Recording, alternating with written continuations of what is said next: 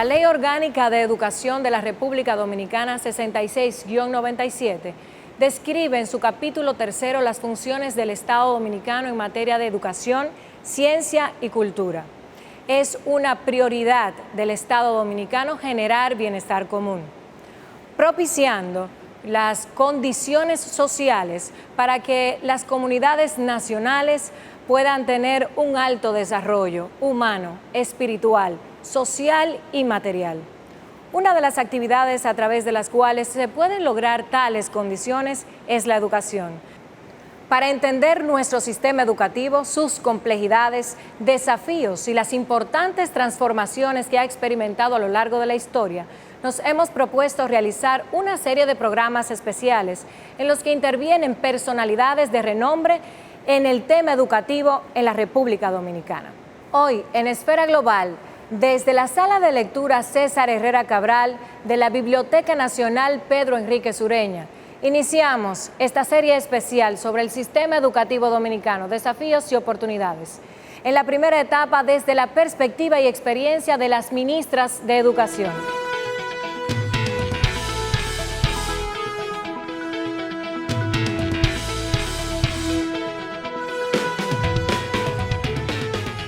Acabamos de ver las imágenes de estas notables mujeres que han consagrado sus vidas al magisterio en la República Dominicana. Ellas protagonizan esta primera entrega del especial sobre el sistema educativo dominicano, desafíos y oportunidades. Más adelante también conoceremos la opinión de la gente en las calles acerca de si como país lo hemos hecho bien, si hemos aprobado en materia educativa. Pero antes, vamos al desglose.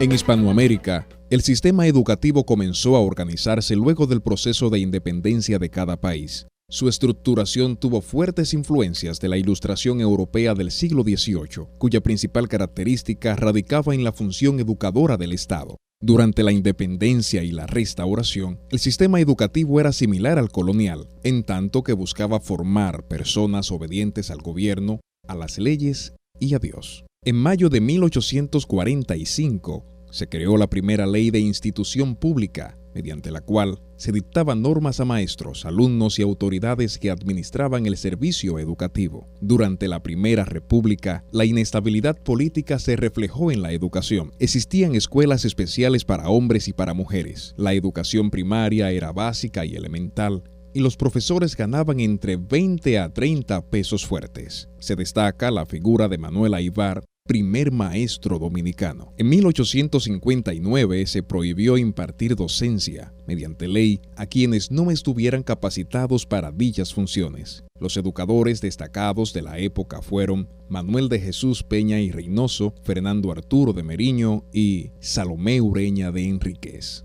La República Dominicana promulgó su primera ley orgánica de educación el 12 de mayo de 1845, como respuesta al mandato de la primera Constitución. La ocupación americana de 1916 dio vigencia a un marco legal compuesto por 4 cuerpos bien definidos: la Ley Orgánica de Enseñanza Pública, la Ley para la Dirección de Enseñanza, la Ley General de Estudios y la Ley sobre Enseñanza Universitaria. El 5 de diciembre de 1932 fue promulgada la nueva Ley General 418, que contenía disposiciones acerca de los estudios universitarios. En la era de Trujillo, la educación sirvió como un instrumento para exaltar la figura del dictador y otorgarle a este un carácter divino. El 5 de junio de 1951 se puso en vigencia la Ley Orgánica de Educación 2909, que dispuso la creación de un Consejo Nacional de Educación y creó la Comisión Nacional de Planeamiento Integral de la Educación, más adelante sustituida por la Ley General de Educación 6697. En la actualidad,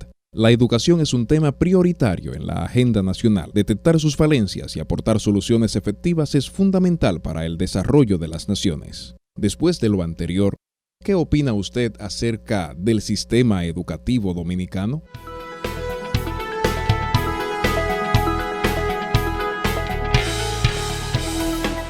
Durante los 30 años de la dictadura de Rafael Leónidas Trujillo, el número de alumnos matriculados en la República Dominicana fue en aumento. Sin embargo, el rendimiento escolar era muy bajo. Según las estadísticas de 1947, el 58% de los alumnos se separaba de la escuela en la primaria. Muy pocos alcanzaban el nivel medio y eran muy escasos los que llegaban a un nivel superior.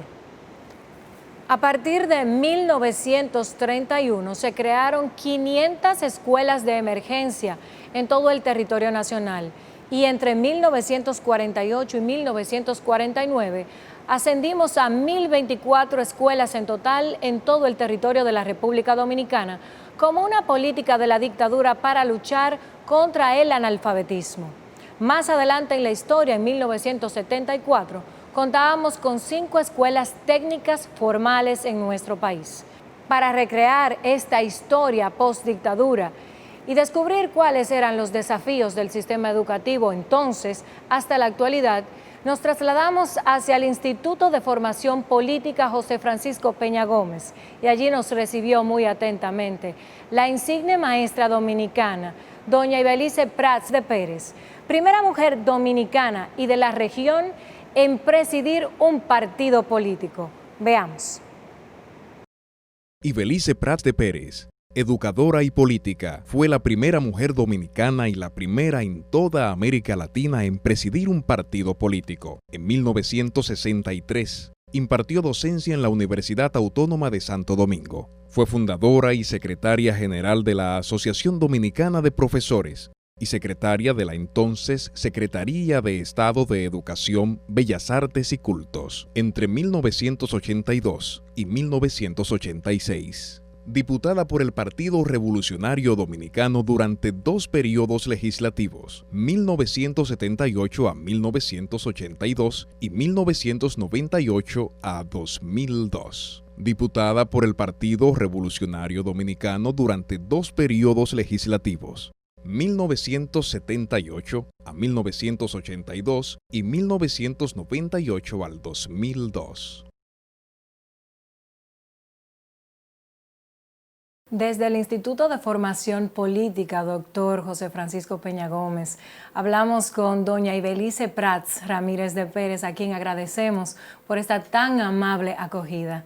Saludos, doña, ¿cómo está? Muy bien y mejor con ustedes. A lo largo de Esfera Global hemos estado tratando de ilustrar audiovisualmente el contexto histórico del sistema educativo dominicano. Y queremos con usted recrear, ya después de la dictadura y después de la muerte de Trujillo, ¿cómo era la década de los 70, 80, la sociedad dominicana? La década de los 70 y de los 80 fue todavía una época de reconstrucción de paradigmas educativos, porque la época de Trujillo fue la época de la idolatría, de la negación total a la criticidad. Así es. De comparar el patriotismo con el grado de odio que uno le tuviera a los haitianos. Y como yo soy cristiana y socialista democrática, soy prójima de los prójimos. No creo que el odio tenga que ver con que uno ame a su país. Y entonces hubo que ir reconstruyendo una educación que había sido marcada en cierto modo por la impronta del señor Hostos. Sí. Una educación que a partir de esa época en que gobernó Luperón y el Partido Azul, había superado una parte de todos los déficits que tenía a la luz de esa única reforma educativa verdadera que para mí fue la de Hostos, y que se continuó con sus alzas y sus bajas porque él dejó más de una generación formada. En 1932 se prohibió la promulgación en el país del pensamiento hostosiano. Claro, y además, después de eso, al firmar el concordato, pues el doctor Balaguer, que era el ministro de Educación de entonces, sacó de los programas. Yo fui la última generación que recibió todavía en el bachillerato, en el último año, sociología y moral social del señor Hostos, estudiados en los propios textos del señor Hostos. Entonces, eso tuvo un abrupto paréntesis con Trujillo. Una cosa de adoctrinamiento brutal, Sí. de publicación el 27 de febrero de una foto grande de Trujillo, padre de la patria nueva, y 3 foticos pequeñitas del pobre Duarte Sánchez y Mella abajo. Evidentemente que el tirano y su equipo comprendió que dentro de otros instrumentos como la comunicación, las escuelas eran la vía para poder mantener a la población en control. Y la mantuvieron. Y la mantuvieron. Y la mantuvieron, y cuando se hizo el programa de alfabetización, programa Trujillo de alfabetización, se utilizó un método poco pedagógico, porque todo el adulto que no fuera a esas clases, y sobre todo que fuera con zapatos, si no iba con zapatos y no iba, era sujeto de prisión. La fábrica de zapatos le pertenecía. Todo le pertenecía al Estado. Los letreros de la casa era, en esta casa, Trujillo el jefe. Exacto. Yo y Trujillo, bueno, ese periodo marcó. Yo, por ejemplo, puedo recordar que yo fui profesora de un liceo nocturno, quiere decir de adultos, en el 1961, el año que murió Trujillo. Opté por un cargo vacante en el Liceo Eugenio María de Hostos, y ahí había una tremenda confusión. Teníamos estudiantes calíes, estudiantes militares y estudiantes revolucionarios, y profesores por la misma laya. Nosotros mismos no sabíamos en realidad qué teníamos que enseñar. Fue una intuición, fuimos más intuitivos para responder a una línea educativa que nos marcaban desde la política, con los discursos de Don Juan. Porque si alguien supo utilizar, antes que todos los demás hayamos descubierto la magia de la comunicación no presencial para educar, fue Juan Bosch. A través de su programa de radio. A través de los programas de radio. Así es. Que era un toque de queda.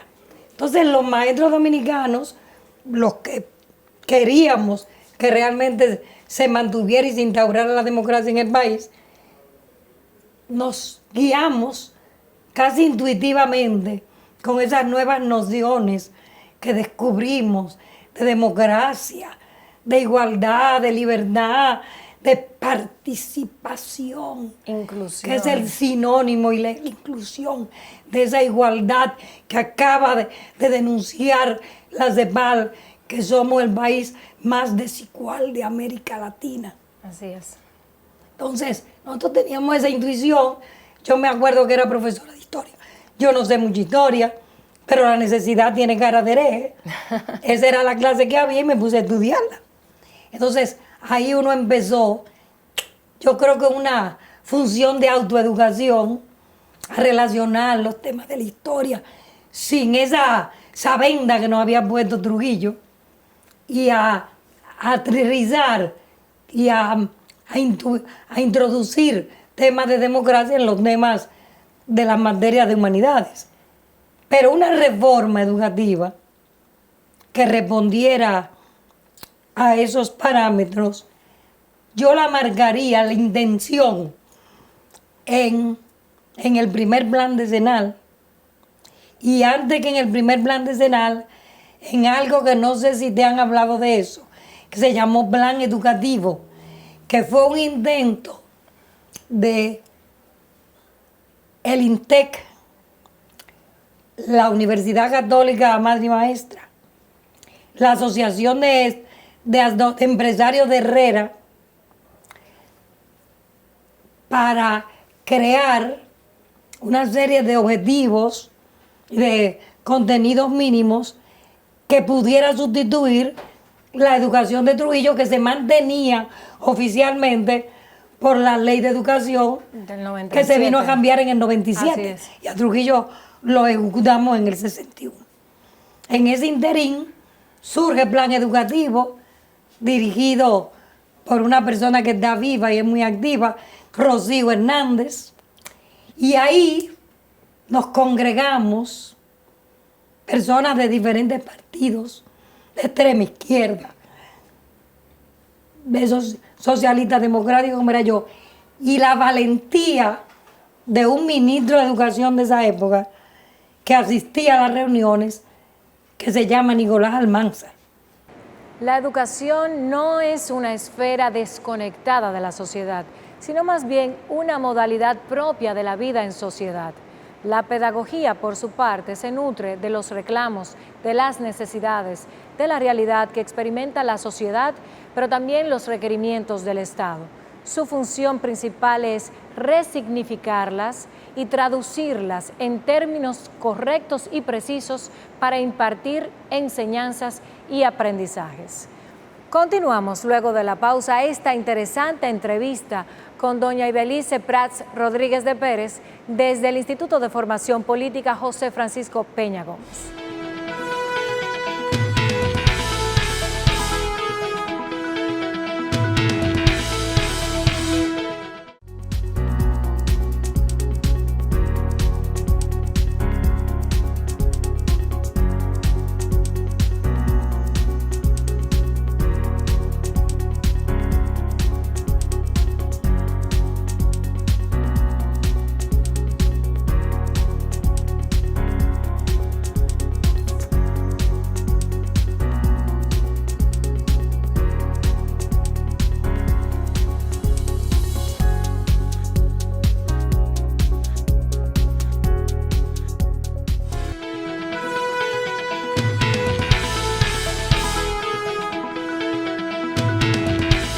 Retomamos el programa con el tema del día de hoy, que es parte de un especial que estaremos compartiendo con ustedes en distintos programas. El sistema educativo dominicano, desafíos y oportunidades. Y cito inmediatamente: no puede negarse que a nuestro sistema le ha faltado una definición adecuada de los fines que persigue. El sistema educativo dominicano exige una renovación que debe empezar por sus propios fines, por su propia filosofía. Es la cita de la doctora Zoraida Heredia, viuda de Zuncar, esta destacada e insigne maestra dominicana que hizo importantes aportes al desarrollo de las escuelas hogares. Fue la primera redactora del libro Tatica y Fellito, primer libro que donó el gobierno dominicano a los estudiantes de primer curso. Pero sin embargo, algunos piensan que no es tanto el problema de una redefinición del sistema educativo, una renovación del mismo, como los efectos negativos que produce el desconocimiento de tales fines y objetivos por quienes instrumentalizan, por quienes están formando parte de dicho sistema. Entramos, doña Ibelice, a la década de los 90. Evidentemente todo el cuerpo normativo jurídico que venía de la dictadura se mantenía hasta el 97. El cuerpo normativo y jurídico. Pero por supuesto,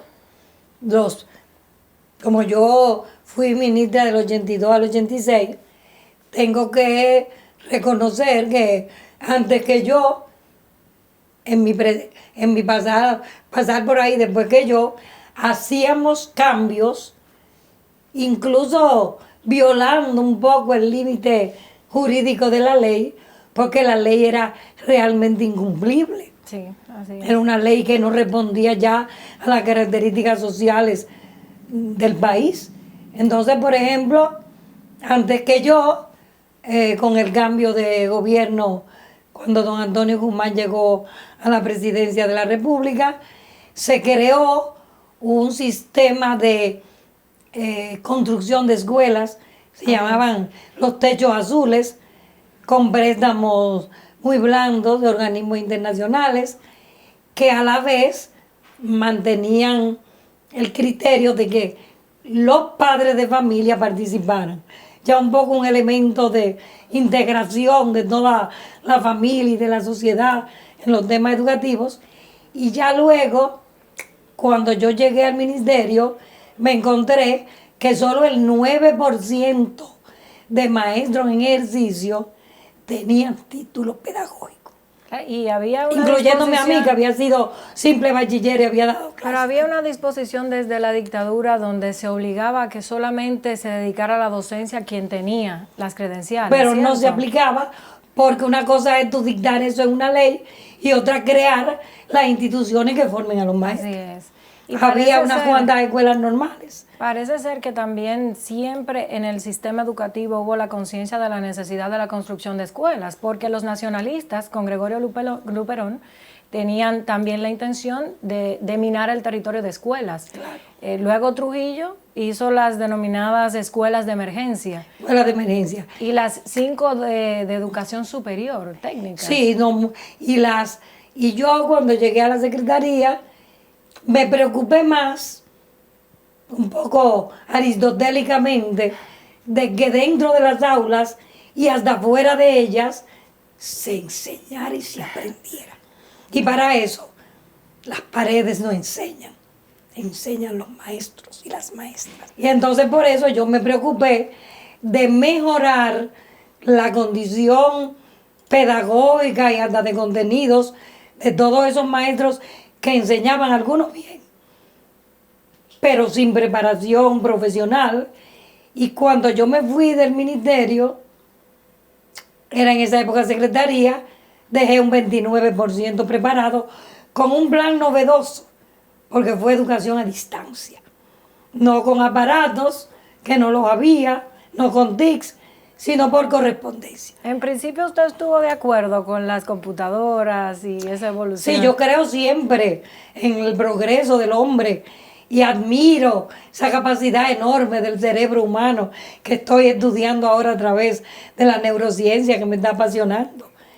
Pero siempre lo concibo como instrumentos al servicio de ese ser humano que es el creador.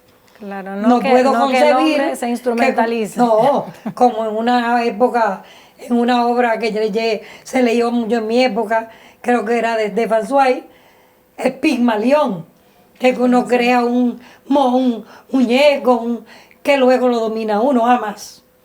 Yo creo en la computadora, en todos los demás aparatos que se inventen desde ahora, como creí en la televisión, como creí en la radio en su momento, cuando llegó al país la televisión, en mi casa fue de la primera que lo tuvieron.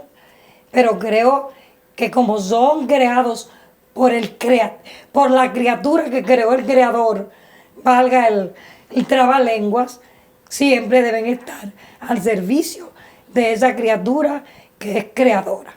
Y para retomar un poco lo del plan educativo y el plan decenal. Y el primer plan decenal. Lo que se vivía en la época, en los 90, era una importante crisis. Había un clamor nacional que llevó a que quizás en este plan educativo fuera la primera vez en que el sector privado se uniera a esta causa. Sí, señor. ¿Cómo se dio? Sí, señor, y mira, fue muy bueno, porque cuando yo fundé ADP, que yo fui de la fundadora y primera presidenta, yo he tenido la suerte de conocer la arepa del poder arriba y abajo. Fui explotada como maestra, cancelada como maestra opositora y fui también ministra. Entonces, cuando la ADP se fundó con maestros privados también. Teníamos la idea de no dividir. El sistema educativo es uno.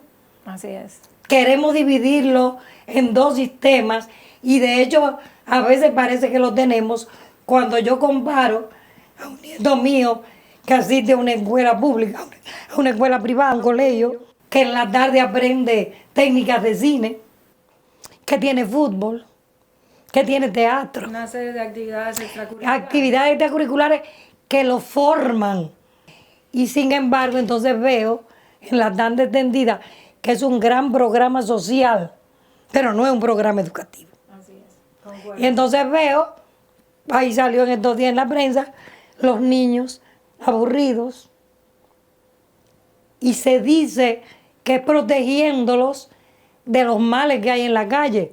La educación no es encerrar a alguien para que no tenga contacto con el mal. La educación es crear la disciplina y los valores internos para que dentro de un matadero uno no sea carnicero.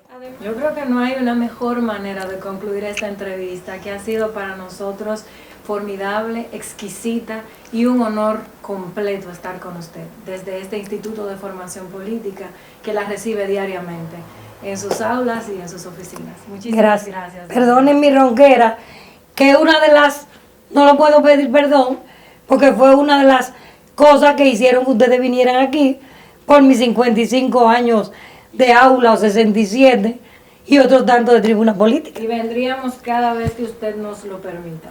Muy agradecida, y el tono y el sentido del programa y la capacidad que tú tienes de tener una visión abarcadora de la realidad educativa también me place. Muchísimas gracias, doña.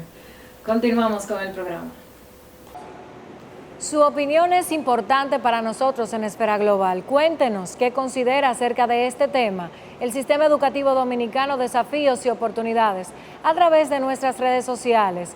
Nuestro usuario es @Esfera Global, en Twitter, en Facebook, en Instagram, y tenemos habilitado un canal de YouTube. Cuéntenos su opinión y estaremos atentos a sus comentarios.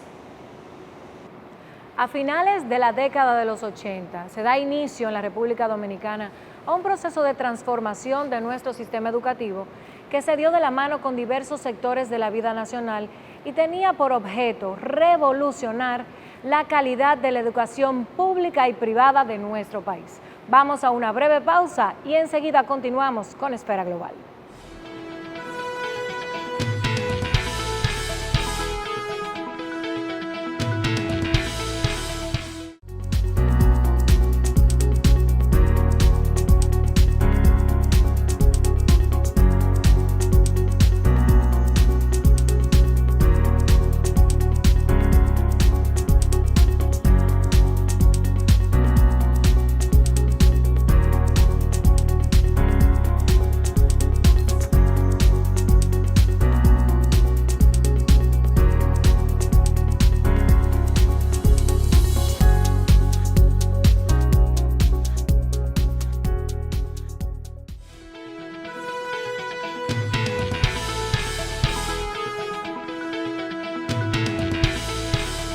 En 1989, la Asociación de Empresas Industriales de Herrera, el Instituto Tecnológico de Santo Domingo y la Fundación Friedrich Ebert, considerando el problema de la calidad del sistema educativo dominicano y el rol de la educación como un motor para el desarrollo de los pueblos, decidieron aunar esfuerzos, generaron un espacio de reflexión en búsqueda de alternativas de soluciones a las problemáticas que se presentaban entonces.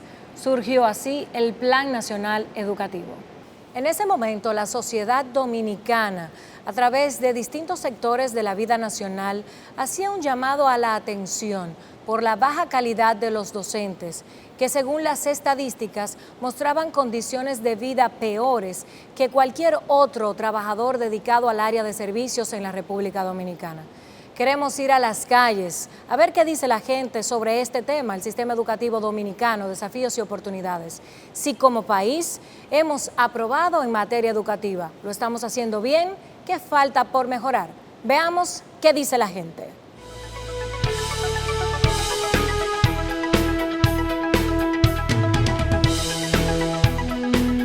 ¿Qué opina usted del sistema educativo dominicano? Bueno, yo creo que el sistema educativo dominicano ha avanzado bastante por todas las construcciones de todos los colegios que han hecho en la mayoría, en todas partes del país.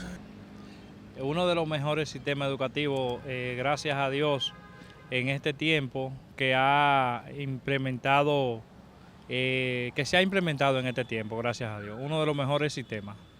En un cierto modo va avanzando, pero falta mucho por hacer. Muchas escuelas construidas, pero vacías. Que no es muy bueno. Yo opino que hasta ahora es un sistema educativo que va en avance, está mejorando, tiene mucha deficiencia en este país, pero según lo que se está haciendo, se está tratando de mejorarse. ¿Cree que la educación dominicana se gestiona bien? Yo pienso que el sistema didáctico que utilizan los profesores es muy bueno. Hay que preparar profesores con calidad suficiente para que los jóvenes tengan una muy buena educación, porque no se preparan jóvenes sin un profesor antes. Bueno, falta, pero creo que se está trabajando dentro de las posibilidades. Creo que se está haciendo un esfuerzo, aunque falta bastante, pero creo que sí, que se está haciendo algo bueno. Algunos alumnos no pueden ir a la escuela porque no están terminadas. Algunos ni siquiera tienen donde sentarse. Sí, bastante bien, gracias a Dios. Desde la sala de lectura César Herrera Cabral de la Biblioteca Nacional Pedro Enrique Sureña, continuamos con este recorrido histórico dedicado al sistema educativo dominicano, desafíos y oportunidades. Arribando a la década de los 90 era evidente el deterioro del sistema educativo dominicano, que presentaba importantes obstáculos para su proceso de modernización, sobre todo en lo que respecta al currículo. Ya hemos hablado anteriormente de esa iniciativa que tenían los diversos sectores de la vida nacional para enfrentar las posibles soluciones a los problemas que estaba presentando el sistema educativo dominicano. Sobre todo el caso de los docentes, que entonces tenían condiciones de vida muy difíciles. El entonces presidente, doctor Joaquín Balaguer, nombró un equipo técnico para crear un pacto que definiría el tipo de ser humano que el sistema educativo dominicano debería formar. Así surge el Plan Decenal para la Educación. Nosotros ahora vamos a tener una entrevista muy interesante con la maestra Jacqueline Malagón. Jacqueline Malagón, con 60 años en el mundo de la docencia, en el que inició con tan solo 8 años de edad, enseñando a sus compañeros, en la actualidad es asesora del Ministerio de Educación, del Senado de la República y de otras instituciones. Entre 1959 y 1965, año en el que estalló la Revolución, se integró al personal docente y administrativo de la Universidad de Santo Domingo, hoy Autónoma UAS. En 1966, fundó junto a los líderes Antonio Cuello, Gustavo Taveras y Silvestre Vargas Mendoza el Instituto de Estudios Superiores, IES, primera institución de acción pro educación y cultura, APEC, y que se convirtiera entre 1969 y 1970 en universidad de 4 años, donde fue maestra y directora ejecutiva durante 28 años. Fue nombrada secretaria de Educación en 1992 por el doctor Joaquín Balaguer. Junto a su equipo de técnicos transformaron el currículo educativo, implementaron el Plan Decenal, así como el Consejo de Asesores. 60 años de una vida consagrada a la educación en la República Dominicana. Hoy Esfera Global tiene el honor de que doña Jacqueline Malagón nos abra las puertas de su casa. Muchas gracias, doña Jacqueline, por recibirnos tan atentamente. Gracias, encantada de ser entrevistada por una joven como tú. El honor es nuestro. Hemos intentado hacer un pasaje por la historia del sistema educativo dominicano, desde la Primera República hasta la contemporaneidad. Y queremos concentrarnos con usted, que es tan recordada por mi generación inclusive, por ser una mujer transformadora del sistema educativo en nuestro país. El Plan Decenal. Primero, cuéntenos cómo se vivía en la década de los 90, cuando usted entra en el 91 como secretaria de Educación y llegamos al Plan Decenal. Bueno, es una historia de hace 25 años, un poco más. Había una crisis muy fuerte a fines de los años 80 y esa crisis se recrudeció a principios de los 90 hasta que llegó a una huelga general nacional de los maestros del ADP. En el año 91 el presidente Balaguer nombró una comisión, yo era directora ejecutiva de APEC y estaba en la comisión, y había las instituciones más conocidas en el mundo de la educación o mundo político y social y organismos internacionales, y ahí nos hicimos un diagnóstico de qué teníamos que hacer. Me pidieron que fuera a Costa Rica. En Costa Rica conseguí los servicios del doctor Lorenzo Guadamuz, que vino, nos dijo lo que él entendía que no estaba bien, y a las pocas semanas el grupo decidió hablar con el presidente Balaguer, y fueron empresarios y miembros de la Iglesia Católica con Monseñor Agripino Núñez a la cabeza, y pidieron que me designaran a mí porque creían que yo podía resolver la situación porque era muy amiga de la gente de la ADP y tenían confianza en mí. Y yo estaba fuera del país, me llamaron, que había un decreto, que el presidente Balaguer quería hablar conmigo. Le dije, pero yo estoy en Guatemala y de aquí voy a El Salvador y a Costa Rica, ¿no? Pero que él quiere hablar con usted. Hablé con él, le dije que yo no podía venir porque tenía un compromiso de presentaciones en esos 3 países en Centroamérica, pero que cuando yo regresara hablábamos. Y me dijo, no, usted regresa para juramentarse y venga mañana. Digo, no, presidente, mi nombre está anunciado para participar y no puedo, pero cuando vine me llevaron donde él y me convenció. ¿Me tomó por sorpresa ese decreto? Sí, me tomó por sorpresa. Cuando el ingeniero Gustavo Tavares me llamó un lunes a las 8 de la mañana, estaba en mi habitación al hotel en Guatemala, dije, tú estás haciéndome un chiste, ¿no? No, Jackie, que hay un decreto. Ay, no, Gustavo, no me hable de eso. ¡Pah! Y se revolvió y llamó, no me cierre, que esto es de verdad. El presidente quiere hablar contigo. Digo, bueno, yo tengo una cita en la Embajada Americana de Guatemala, y pues fue la Embajada Americana que organizó el viaje mío. Y nada, hablé con el presidente, vine, me juramenté, y cuando salí de la juramentación, que había muchos periodistas, muchas cámaras, y me dijeron, ¿y qué usted va a hacer? ¿Qué es lo primero que usted va a hacer, doña Jackie? Digo, yo nombraba un consejo de asesores que me diga cómo salir de estos problemas.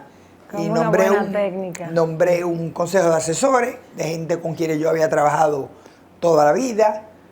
Fueron determinantes en el éxito que dicen que tuvimos. Trajimos al doctor Lorenzo Guadamuz, que también nos ayudó muchísimo como asesor técnico principal, y estuvimos casi 4 años en eso. ¿Y cómo era ese sistema educativo que le heredaron a usted? ¿Con qué se encontró? Bueno, me encontré con una clase magisterial sumamente insatisfecha. Insatisfecha con las condiciones sociales y con las condiciones económicas en las que vivía el maestro. No fue que me sorprendiera, porque ya yo tenía experiencia, muchos años trabajando en educación, y entendía el problema y el malestar que tenían. Pero yo venía de una época en la que me eduqué, donde el maestro era el líder de la comunidad, donde era la figura que orientaba, donde era la figura que ni sabíamos si le pagaban o no le pagaban, y eran personas con una gran vocación para formar, para enseñar. Esos fueron mis maestros, fueron, como he mencionado siempre, nombres de calles, nombres de escuelas, nombres de centros culturales, figuras que la sociedad ha exaltado, y yo tuve el privilegio de haber sido educada en esa época. Y en usted se ve el resultado de esa vocación de enseñanza, evidentemente. Sí, pero la vocación no me nació en las aulas, la vocación nació conmigo. Yo desde pequeña sentía una gran pasión por enseñar, que se manifestó en los primeros años, enseñando catecismo en los barrios pobres, porque estábamos en un colegio católico, y luego con las compañeras me encantaba orientarlas, apoyarlas, repasarles, y me di cuenta que lo que yo quería hacer era maestra. Pero yo no quería ser maestra porque era un trabajo, no, yo quería ser maestra para transformar, para ayudar, para darle oportunidad a la gente, porque yo sentía que yo era producto de la oportunidad y yo valoraba mi formación, no porque me hayan pagado o no me hayan pagado, no porque me hayan pedido o no me hayan pedido, sino porque dentro de mi corazón, dentro de mi ser más íntimo, lo que yo siento ser es ser maestra. Aprovechando que ha mencionado ese perfil del docente, esa vocación que caracterizaba a sus formadores, ¿usted siente que se ha apartado el perfil del docente actual de aquel de su época? Definitivamente que sí. El maestro de hoy, hablando en términos generales, no es un maestro de vocación. Yo cuando visito escuelas públicas o privadas, generalmente veo una persona que está frente a un grupo, que está cumpliendo con un compromiso laboral. si tú ves la evaluación del desempeño docente que hizo el Ministerio de Educación en octubre-noviembre de 2017, a mí personalmente, 60 años después de estar en educación, me parte el alma ver que el 2% de los docentes del país quedaron a niveles de excelencia. Eso da mucha tristeza. El resto estaba un 30 o 40% que eran rescatables, o sea, que podían actualizarse, mejorarse. Mucho menos de la mitad. Exacto. Y después había otro grupo que no podían sacarse porque no teníamos con quién sustituirlos. En el año 2004 se convocó a los principales agentes del sector educativo nacional al Foro Presidencial por la Excelencia de la Educación. Allí se ordenó la elaboración del Plan Decenal 2008-2018. Las principales metas en el año 2012 eran lograr el 100% de la cobertura en el último año de la educación inicial y destinar en el 2012 el 4% del Producto Interno Bruto a la educación. Ciertamente hemos evolucionado positivamente, aunque en un importante sector de la población dominicana se genera la percepción de que los esfuerzos de estos últimos años todavía no rinden suficientes frutos. Vamos a una breve pausa de comerciales y cuando retornemos, seguimos con este tema sobre el sistema educativo dominicano en Esfera Global.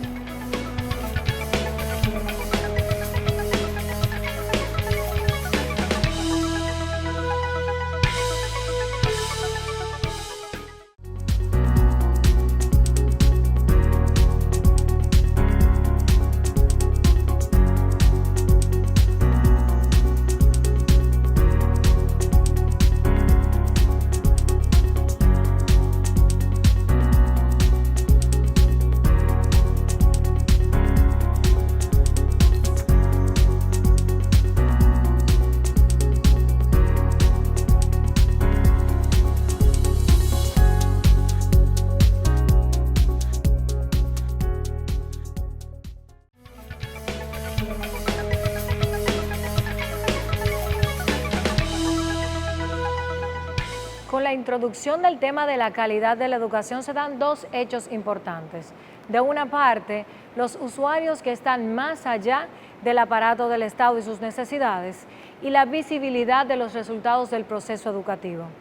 Concomitantemente con ello y con los mecanismos de gestión, donde ya los usuarios pueden ver y emitir juicios de valor acerca de la calidad del proceso educativo, surgen los mecanismos de evaluación y control del propio sistema y su proceso. Continuamos con la segunda parte de esta interesante entrevista que le hicimos a la maestra Jacqueline Malagón. Tengo que reconocer que el programa que doña Ligia Amada Melo desde el Ministerio de Educación Superior con el Ministerio de Educación y con el INAFOCAM, Instituto Nacional de Formación y Capacitación Magisterial, estableció lo que se llaman las normas de formación docente.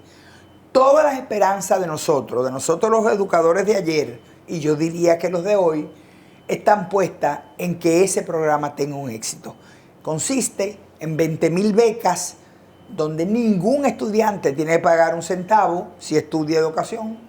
Tiene un filtro muy fuerte, porque además de ser un bachiller que ha pasado por las pruebas nacionales, tiene que haber pasado la prueba del POMA para ingresar a la universidad y después tiene que pasar la prueba del College Board, que se está aplicando por primera vez en las escuelas de educación. Si el estudiante no pasa la última prueba, habiendo pasado las primeras dos, si no pasa la del College Board, que la trajeron de Puerto Rico en español, entonces al estudiante le dan 3 o 4 meses para en un propedéutico fortalecer la lengua española y la matemática. Si pasa en esa segunda oportunidad, entra a la Facultad de Educación o a la Escuela de Educación. Si no la pasa, se quedó fuera. Entonces yo pienso que quizás eso dé resultado del maestro que necesitamos, que queremos y que debe formar las nuevas generaciones.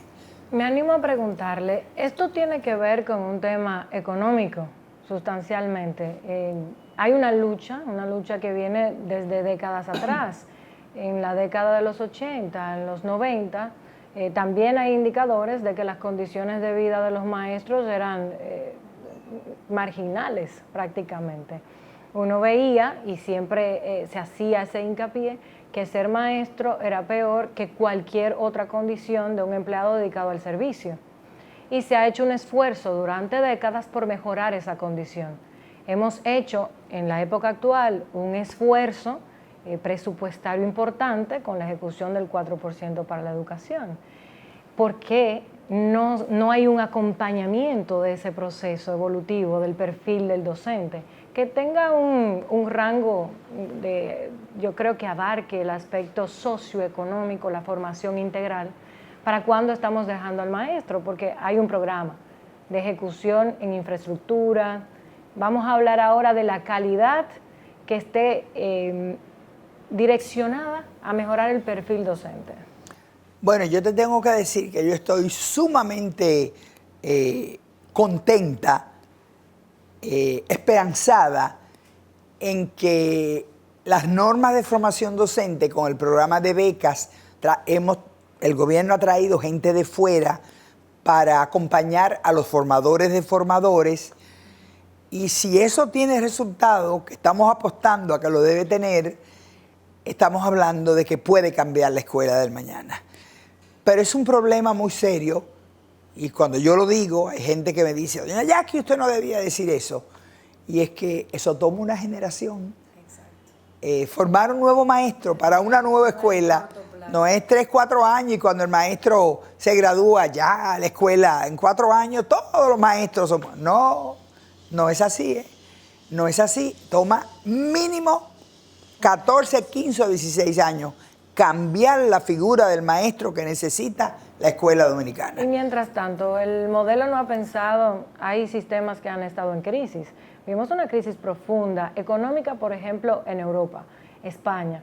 Muchísimos profesores de alto grado se vieron afectados y no podían continuar en sus universidades. Estaban dedicados a la docencia privada. ¿Por qué no pensar, diseñar un plan original que pueda implantar ese conocimiento extranjero mientras se va sembrando esa semilla y se fortalece el sistema local? Bueno, eso es precisamente lo que está haciendo. Yo no sé cuántos extranjeros han traído, yo sé que sí han traído extranjeros, y la gran mayoría de ellos son PhD en educación, sí, doctores en educación. Sí, sí. Yo tengo, por ejemplo, un programa que soy yo la que la coordino en el país, de un filántropo norteamericano, amigo mío, un señor muy mayor, que me dijo que él quería hacer una inversión en República Dominicana, en el este, porque él había hecho dinero en una industria de zona franca de San Pedro de Macorís, y él quería devolverle a la República Dominicana la riqueza que él había podido acumular y el agradecimiento que él había tenido al país. Y me dijo, yo quiero invertir y me gustaría que usted coordinara esos fondos. Digo, bueno, siempre que no ponga los fondos en mi mano, porque yo no manejo fondos de tercero, dice, no, yo los quiero depositar en una universidad en Estados Unidos, y que esa universidad, usted trabaje con ella para que la educación mejore en el este del país. Tengo 5 años haciéndolo. Usted ha sido hasta embajadora. He sido hasta embajadora. Y los maestros que han pasado por ese programa de desarrollo profesional han hecho un cambio tremendo. Cuando te digo tremendo, es que cuando yo iba a las aulas del colegio de la Universidad Central del Este, o iba a las aulas de la universidad en la Escuela de Educación, yo soñaba con un maestro diferente.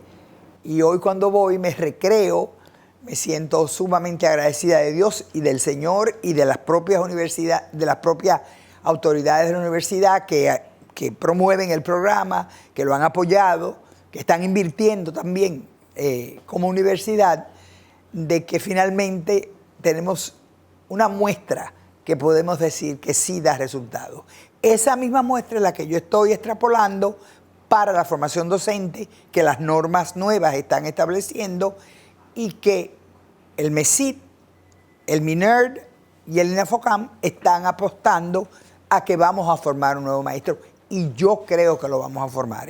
Pero ¿cuántos extranjeros han traído? No te sé decir, pero sí sé que hay. Bueno, sí sé que hay extranjeros. Es importante que ya existe, que se ha diseñado este plan, y que mientras tanto no estemos en un limbo. Siguiendo con el mismo tema de calidad, porque es que ya la excusa no es la inversión, hay un 4%. Que yo no creo que es suficiente todavía. Ahí voy, doña. 6 años de ejecución presupuestaria no es suficiente, pero el techo fiscal dominicano es muy bajito. El 4% de todo lo que recibe el Estado dominicano es bastante para la educación. Hablemos ahora de otros perfiles y temas pendientes de la educación. Ya abordamos el de los formadores, los contenidos, el currículo. ¿Cuánto ha variado, cómo ha evolucionado la filosofía del sistema educativo en estos años? Fíjate, cuando yo estuve de ministra, a principios de los años 90, un 6 de enero, yo fui al programa de Freddy Veras Goico, que era mi amigo, muy amigo. Le dije, Freddy, yo vine a hacerle un regalo a los niños, hoy día de Reyes. Me dice, ¿qué tú le vas a regalar? Digo, bueno, no te lo voy a decir a ti, es al país que yo se lo voy a decir. Oh, está bien. Al rato me dio el micrófono y yo le dije a las familias dominicanas y a los niños dominicanos que mi regalo de ese día era la transformación del currículum dominicano. Mucha gente no entendió lo que eso significaba, pero los que sí sabían lo que eso significaba se alegraron muchísimo. Contratamos los mejores valores de la educación dominicana a través de las universidades. La mayoría venían de universidades, trajimos a alguna gente de fuera y se desarrolló la transformación curricular. Un currículum completamente nuevo, divorciado del anterior, que tenía todos los años del mundo y que había variado la tecnología, la ciencia, y no estaban presentes en ese currículum. Yo me sentí muy orgullosa de dejarle eso al país y creo que la revisión que han hecho ahora también es muy buena, muy atinada, pero yo te digo, desde hoy, lo digo en este programa por primera vez, que en 5 años debemos de nuevo revisar. Doña Jacqueline, yo creo que ha sido un diálogo muy fluido y yo quisiera, para finalizar, y con esta visión tan optimista, usted nos llena de energía, nos transmite esa vocación por la enseñanza y lo agradezco porque ha sido una experiencia bastante agradable y formadora también. ¿Algún reto, algún desafío que usted le reconozca al sistema educativo que deba superarse en el mediano plazo, largo plazo, además de lo que hemos conversado? Mira, hay una cosa en especial, te voy a señalar una para que el público que nos vea entienda. Una ley de educación ambiental. La ley está depositada desde agosto del 2016. En el Congreso. La ley ha sido aprobada por el Senado en 2 ocasiones. Queda pendiente. La ley está en la Cámara de Diputados, aprobada por la Comisión de Medio Ambiente, con un informe favorable, esperando que el presidente de la Cámara de Diputados la lleve a la Asamblea, que está consciente, porque hemos hablado con muchísimos diputados, de la necesidad de que este país se ponga en la onda universal. Pues que sirva Esfera Global para hacer ese canal, esa voz, para este tema que también nos importa y que lo hemos tratado en el programa, y qué bueno que usted lo traiga, y porque nosotros tenemos una visión global e integral de todos los temas. Muchísimas gracias, doña Jackie, por recibirnos en la interioridad de su hogar. Estamos honrados y vamos a continuar con el programa.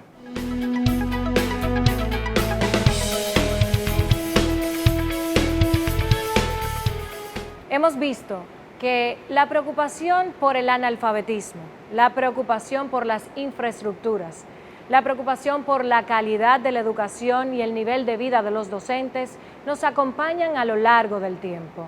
Es evidente que se necesita una gestión educativa que, además de concentrarse en la administración de recursos, que sigue siendo importante, ponga la atención en la calidad y en nuestros contenidos para hacer el sistema más inteligente y más adecuado a los nuevos tiempos.